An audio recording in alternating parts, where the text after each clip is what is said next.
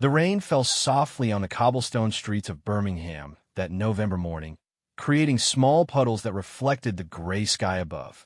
Inside the children's hospital, 7-year-old Emily Harper sat by the window, her small hands pressed against the cold glass as she watched the world outside.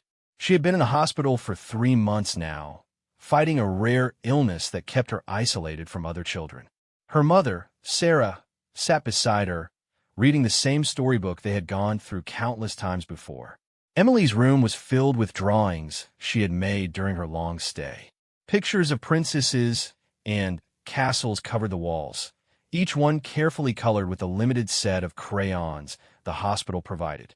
Among these drawings was one special picture, a portrait of Princess Catherine she had drawn after seeing her on television. Emily had spent hours perfecting every detail, from the princess's warm smile to her elegant dress. Sarah Harper was exhausted. As a single mother working 2 jobs before Emily's illness, she had used up all her savings and sick leave to stay by her daughter's side. The medical bills were mounting, and she had been forced to sell their car just to keep up with basic expenses. But she never let Emily see her worry. Every day, she put on a brave face and told her daughter stories about the adventures they would have once she got better. The hospital staff had grown fond of Emily. Her cheerful disposition, despite her circumstances, had touched everyone who met her. Nurse Patricia, who had been caring for Emily since her first day, often stayed past her shift to read extra stories or play games with the little girl. Dr. Matthews, the pediatric specialist overseeing Emily's care, had noticed how Emily's eyes lit up whenever someone mentioned the royal family, particularly Princess Catherine. It was during one of these conversations that Patricia had an idea. She knew the royal family sometimes made hospital visits, though these were usually planned months in advance and highly publicized. Still, she thought, perhaps there was a way to bring a little royal magic into Emily's life. She mentioned Emily's story to the hospital administrator, who happened to have a contact in the palace's correspondence team. Meanwhile, at Kensington Palace, Prince William and Princess Catherine were reviewing their upcoming engagements. Among the usual state dinners and official ceremonies, Catherine noticed a letter that had been forwarded from the hospital administrator. It wasn't unusual for them to receive such requests, but something about Emily's story struck a chord with the princess. The letter included a photo of Emily's drawing and a brief note about her situation. Catherine showed the letter to William that evening as they tucked their own children into bed. Prince George had just finished telling them about his day at school, while Princess Charlotte had insisted on showing them her own artwork. As parents, they understood the fear and helplessness that Sarah must be feeling. They had been blessed with healthy children, but they knew how quickly life could change. William read the letter carefully, his expression growing more thoughtful with each line. The couple had always believed in using their position to bring comfort to those in need, but they also valued genuine connection over publicity. They discussed how they might help Emily without turning her story into a media spectacle. It was Catherine who suggested they visit privately, without the usual entourage of photographers and journalists. The logistics of a private royal visit were complicated. Their security team needed to scout the location, the hospital needed to be informed, but everything had to be kept quiet to maintain the element of surprise. They decided to visit during what would normally be a private day in their schedule, telling only the most essential personnel about their plans. 3 weeks after receiving the letter, on a particularly cold Tuesday morning, an unmarked car pulled up to the back entrance of Birmingham Children's Hospital. The security team had arrived earlier to ensure everything was safe, but they wore plain clothes to avoid attracting attention. Catherine emerged from the car, carrying a special bag, while William followed close behind.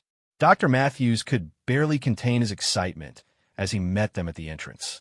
He had been told only the day before about the visit and had been sworn to secrecy. Even Patricia didn't know what was about to happen. The hospital administrator led them through the quiet corridors, away from the main areas where they might be recognized. As they approached Emily's room, Catherine paused to look through the small window. She could see Emily sitting up in bed, working on another drawing with intense concentration.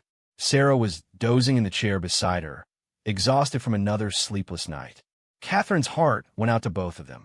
She had spent time preparing for this moment, thinking about how to make it special without overwhelming the young girl.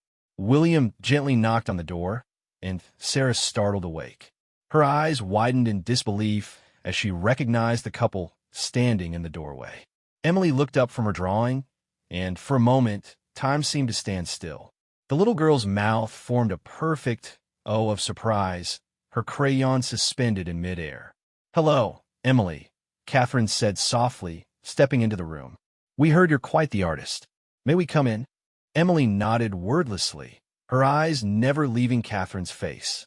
Sarah stood up quickly, unsure whether she should curtsy or shake hands, but Catherine immediately put her at ease with a warm embrace. "Please sit down," she said to Sarah. "We're just here to visit." William pulled up a chair next to Emily's bed, admiring the drawings on the walls. "These are brilliant," he said genuinely. "Did you do all of these yourself?" Emily finally found her voice, nodding enthusiastically. "Yes, Your Highness. I love drawing. It helps me forget about being sick." Catherine had brought the special bag with her, and she now placed it on Emily's bed. "I brought some things I thought you might enjoy," she said. Inside were professional art supplies, the kind Emily had only dreamed of owning. There were also several books, including one about art that Catherine herself had loved as a child. But the most special gift was yet to come. Catherine pulled out a small canvas that had been carefully wrapped. "I thought you might like to see this," she said, unwrapping it to reveal a painting she had done herself. It was a simple landscape of the Scottish Highlands, where the royal family often spent their summers. "I painted this last month. I'm not as talented as you, but I thought we could be art friends." Emily's eyes filled with tears as she held the painting. No one had ever called her talented before, especially not a real princess. "This is for me," she whispered. Catherine nodded, reaching out to gently squeeze her hand. "Of course. And look, I've signed it on the back just for you."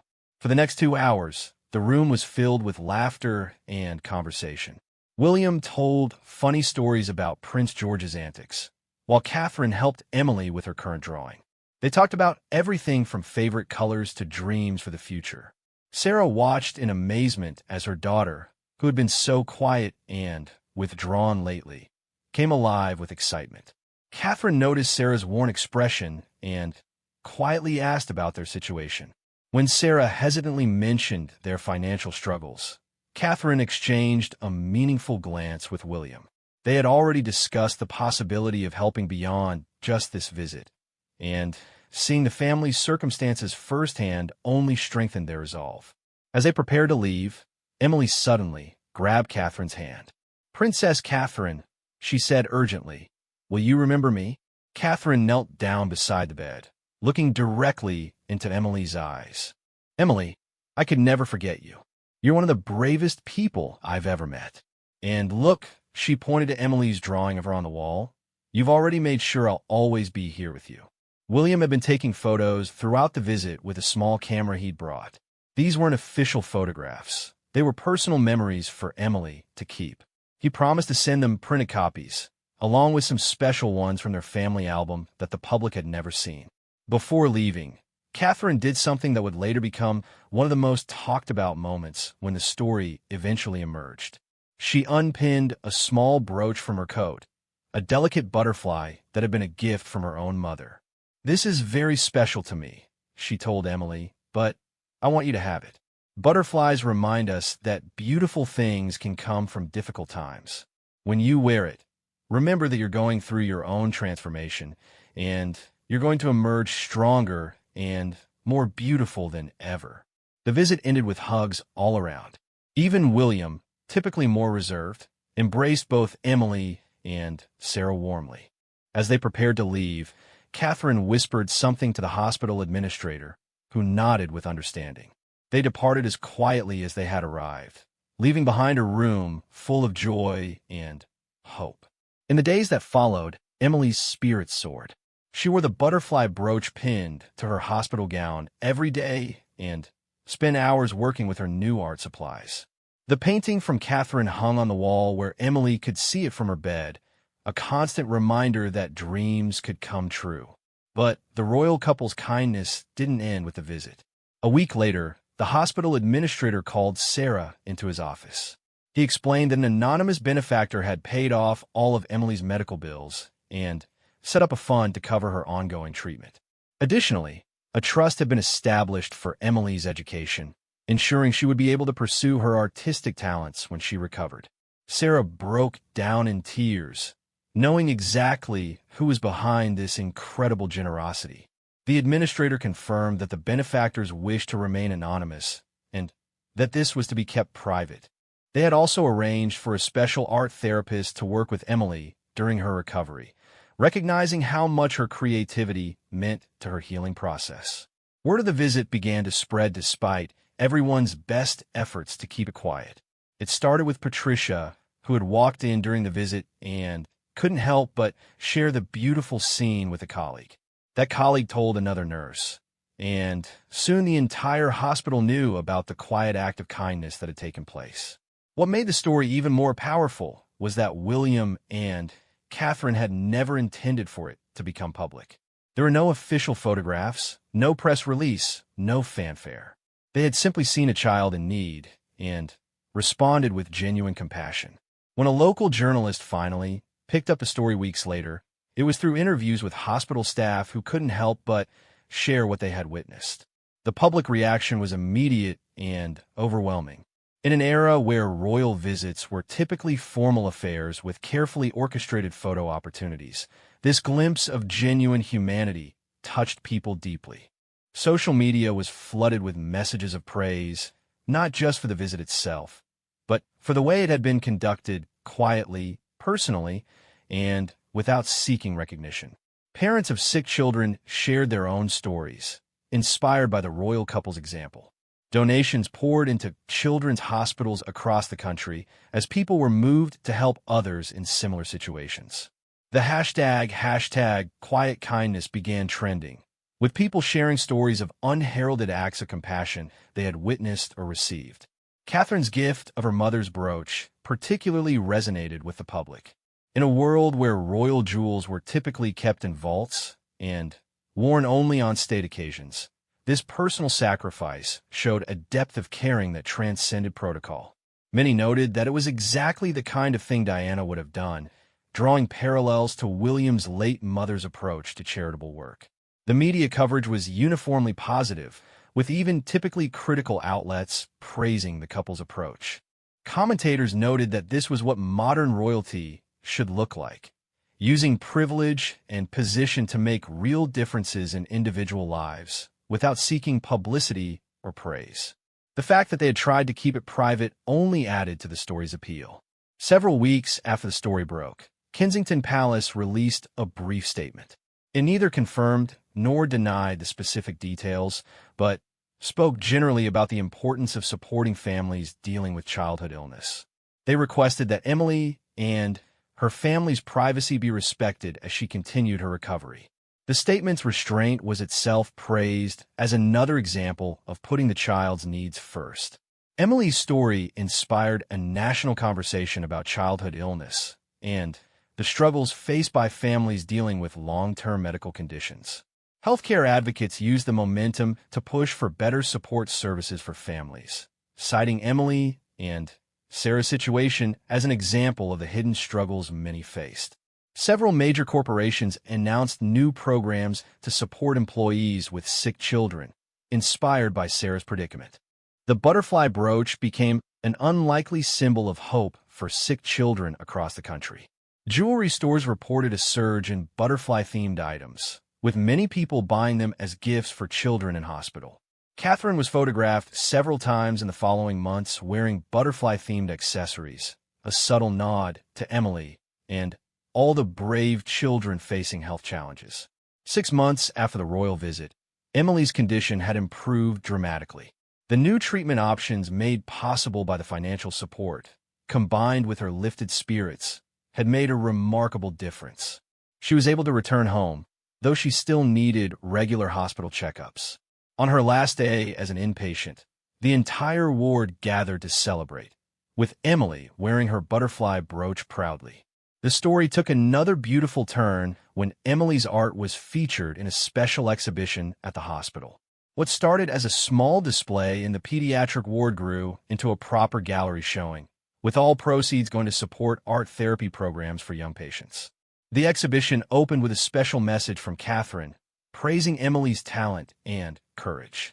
Local artists mentored Emily as she recovered, inspired by her story and talent. She began creating pieces specifically to cheer up other sick children, understanding from experience how art could provide escape and hope during difficult times. Her butterfly-themed paintings became particularly popular, each one carrying a message of transformation and hope. The ripple effects of that single quiet visit continued to spread. Other members of the royal family began adopting similar approaches to their charitable work, focusing more on meaningful personal connections rather than formal appearances. The phrase quiet acts of kindness became associated with a new style of royal engagement that prioritized impact over image. Healthcare workers reported a shift in how people viewed hospital visits. Instead of seeing them as obligations or photo opportunities, more people began following William and Catherine's example of genuine, unpublicized support. The gift-giving became more personal and thoughtful, with visitors taking time to learn about patients' interests and needs. A year after the visit, Emily was well enough to attend a royal garden party with her mother. This time, the meeting was public, with cameras capturing the joyful reunion. Emily, now 8 and significantly healthier, presented Catherine with a painting she had created specially, a butterfly emerging from its chrysalis, symbolizing her own journey. The princess's emotional reaction to the gift became one of the most shared images of the year. The conversation between them, though brief due to the nature of the event, was deeply meaningful. Emily told Catherine how the butterfly brooch had become her talisman during the hardest moments of treatment. She still wore it on special occasions, a reminder of the day when kindness appeared in her hospital room. Catherine, visibly moved, told Emily that her bravery had inspired the princess's own charitable work in new directions. The impact on Sarah's life had been equally transformative. Free from the crushing weight of medical debt, she had been able to focus entirely on Emily's recovery. She had started a support group for single parents dealing with childhood illness, sharing resources and emotional support. The group grew rapidly, eventually becoming a registered charity with royal patronage. Healthcare professionals studied the Emily effect, the measurable improvement in patient outcomes when they received meaningful personal support beyond medical treatment. Several hospitals implemented new programs to facilitate more personal connections between patients and visitors, recognizing the healing power of genuine human kindness. The story also influenced how the media covered royal activities. There is a new appreciation for the work done away from cameras, with journalists making more effort to uncover and share stories of quiet philanthropy. This shift in coverage encouraged other public figures to engage in more meaningful charitable work without seeking publicity. Educational institutions used Emily's story as a teaching tool about empathy, kindness, and the responsibility that comes with privilege. Children learned about how small acts of kindness could create waves of positive change. The butterfly became a symbol in many schools for transformation through compassion. As the second anniversary of the visit approached, a documentary filmmaker received permission to tell the complete story. Through interviews with hospital staff, the Harper family, and others touched by the ripple effects, the film captured how a single act of quiet kindness had sparked a movement. William and Catherine declined to be interviewed, maintaining their position that the story was about Emily, not them. The documentary revealed previously unknown details about the extent of the royal couple's support. Beyond the financial assistance, they had quietly arranged for several other families in similar situations to receive help. They had done this through intermediaries, ensuring the families never knew the source of their good fortune. It was estimated that dozens of children had benefited from medical treatments they otherwise couldn't have afforded. Emily, now thriving and pursuing her art with passion, became a young advocate for art therapy in hospitals. She spoke at conferences and events, always wearing her butterfly brooch, about how creativity and kindness had saved her life in more ways than one. Her message was simple but powerful. Everyone had the capacity to bring light into someone's darkness. The butterfly brooch itself became part of a special exhibition at the Victoria and Albert Museum about jewelry with personal significance. Emily loaned it for the display, where it sat alongside pieces with fascinating histories. The museum noted record attendance, with many visitors specifically coming to see the small brooch that had sparked a national movement of compassion. Catherine occasionally wore butterfly-themed jewelry at public events, each time sparking renewed interest in Emily's story and childhood illness support. She had become patron of several children's health charities, bringing the same personal touch to each that had characterized that first quiet visit. Her approach revolutionized royal charitable work, proving that genuine care could accomplish more than grand gestures. The story influenced policy discussions about healthcare funding and support for families. Politicians cited Emily's case when debating improvements to the system, using it as an example of how financial stress compounded the trauma of childhood illness. Several significant reforms were implemented, partly inspired by the public response to her story. 5 years after that rainy November morning, Emily Harper stood before a crowd at her first solo art exhibition. Now, 12 years old, she had developed a distinctive style that combined technical skill with emotional depth. Her pieces sold quickly, with all proceeds going to the children's hospital that had been her second home. The butterfly motif appeared in many works, no longer representing just her own transformation, but the power of kindness to create change. In the audience sat Sarah, tears of joy streaming down her face as she watched her daughter speak confidently about her journey. The scared, sick little girl who had once pressed her face against a hospital window was now a beacon of hope for others facing similar challenges. The butterfly brooch was pinned to Emily's dress, catching the light as she moved, a permanent reminder of the day everything changed. The exhibition featured one special piece that wasn't for sale, a collaborative work between Emily and Catherine created during a recent private art session. It showed two butterflies in flight, one leading the way while the other followed, ready to soar on its own. The message was clear: kindness creates independence, not dependence. True charity empowers others to find their own wings. As the story became part of the national consciousness, its lessons continued to resonate. It wasn't just about royal kindness or childhood illness. It was about the fundamental human capacity for compassion and the responsibility we all share to help where we can. The quiet act from William and Kate had shown that genuine caring, offered without expectation of recognition or praise, could transform lives and inspire nations. The most beautiful part of the story was its ongoing nature. Every child who received art supplies in a hospital, every family helped through financial hardship, every person inspired to visit someone in need became part of the narrative. The ripples continued to spread, touching lives in ways that could never be fully measured or documented. Years later, when asked about the impact of that hospital visit, Catherine would simply say that Emily had taught her as much as she had given.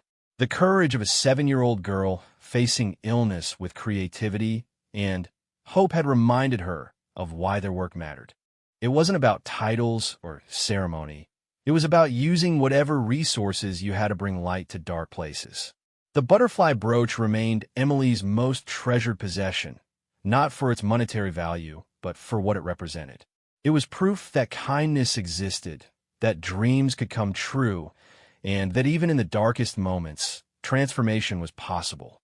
She would eventually pass it on to another sick child, continuing the chain of compassion that had begun with a quiet knock on a hospital door. The nation's reaction to this story revealed something profound about human nature. In an age of cynicism and scandal, people were hungry for genuine goodness.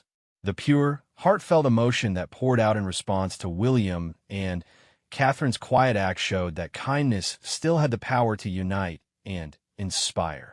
It reminded everyone that nobility had nothing to do with titles and everything to do with how we treat each other in moments of need. As the story passed into legend, embellished with each retelling, its core message remained unchanged. A sick child had drawn a picture. A princess had responded with love. A nation had witnessed true royalty, not in crowns or ceremonies, but in the simple act of showing up for someone who needed hope. And in that truth lay a lesson for all, that each of us carries the power to transform lives through quiet acts of kindness, creating butterflies from chrysalises, one gentle gesture at a time.